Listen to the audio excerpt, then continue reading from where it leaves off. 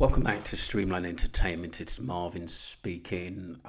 Was just listening to Mariana about Brad and the Jay Slater case, and I do think I was actually talking to Ali yesterday about the early stuff. This was, off the channel, and we were both saying that the early stuff and the Facebook stuff was very, very reliable information, which is, I think, crucial to the case.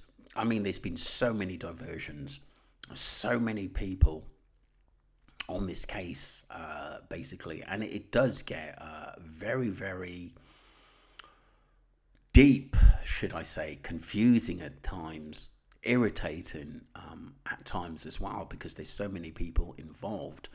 Why were there so many manipulations of a video of Jay falling? Who is behind this? The DJs, Black Traffic, and a lot of other people. At least two or three people in the club which looked like Jay, and a guy that was actually talked to, I think who looked like Jay, was found on the beach. There's so much weird things about this case, which makes it sad in a way. Why so much corruption? Because I think a lot of it is because money is involved into this case. Some of the points that Miriam Anna brought up was actually really good. Let's get straight into this. Evening to my TikTokers and YouTubers. I hope you're well. First and foremost, I want to thank my YouTubers for making my stream enjoyable tonight, but most importantly, I want to thank my TikTokers that came over and joined me on stream too. I had such a nice time, and I hope you guys did too. So, one of my YouTubers made a very good point, and it's a very valid point to consider. Jay Slater was reported missing. And what does that mean if a person's missing? It means there's a lot of loopholes, and there's a lot of things people can get away with, those involved in the Jay Slater case. Now, why is it important that Jay Slater was reported missing? Because a missing persons investigation and a murder investigation are very, very different. If it was a murder investigation, all suspects would be pulled in, questioned and potentially remanded.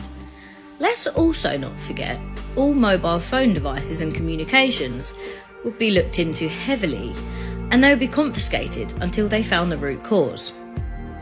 Now, why is it important to those involved? Because it's given them time to remove or tamper with said evidence. 100%. I agree, because a lot of that early information on Facebook has gone. It's no longer there anymore. I've had maybe thousands of different articles, and some of them I deleted because I think they may be there in months to come. And I do think that Rachel Hargreaves was behind a lot of this.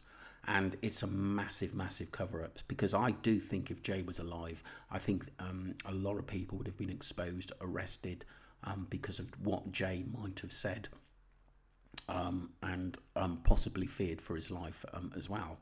And it may have exposed Brad, Brandon, and Lucy as well, even Ayup, and higher. So I do think there's a lot Marianne have said about especially the early stuff and the cover-up. It's massive.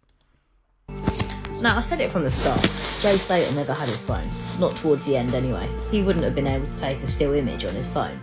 He wouldn't have been able to type a clear sentence by saying, with two Marley boys, just stole an AP, gonna sell it for a tenner. It also gave Brad 2 weeks to get over his black eye he got. The interview with Isla, you could see her old black eye. But the characters involved are slowly starting to trip up on what they advised at the start. Very early on, Rachel Hargreaves contradicted what Brad said.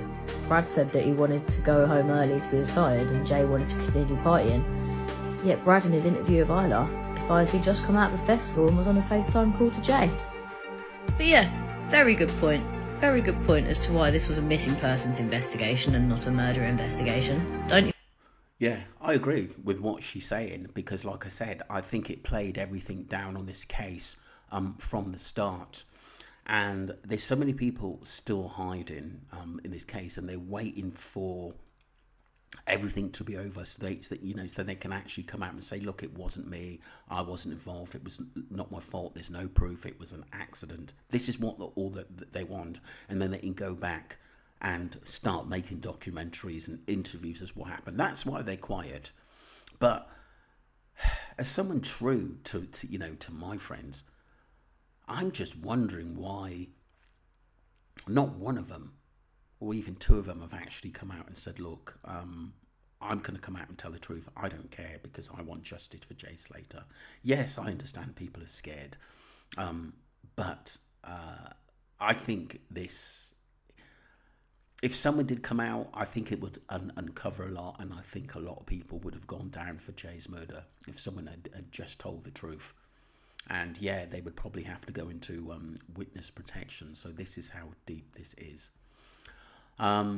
Do subscribe to Streamline Entertainment, and thank you for all your support.